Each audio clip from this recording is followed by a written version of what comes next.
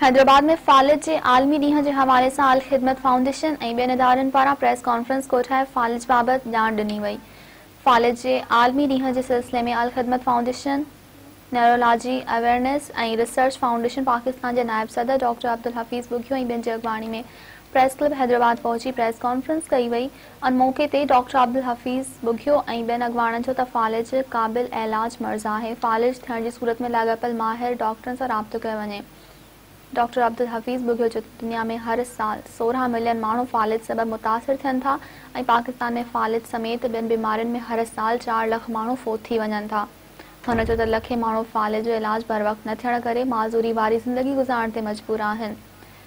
हुन चयो त फालिज ब्लड प्रेशर, जिस्मानी थोल, शुगर, ज़हनी परेशानी ऐं दिलि जी बीमारियुनि समेत ॿियनि सबबनि जे करे इंसान ते अटैक करे थो। हुन चयो त फालिज खां बचाव लाइ माण्हुनि खे रोज़ाना 30 मिंट पंधु करणु ऐं सुठी ग़िज़ा जो इस्तेमालु करणु घुरिजे।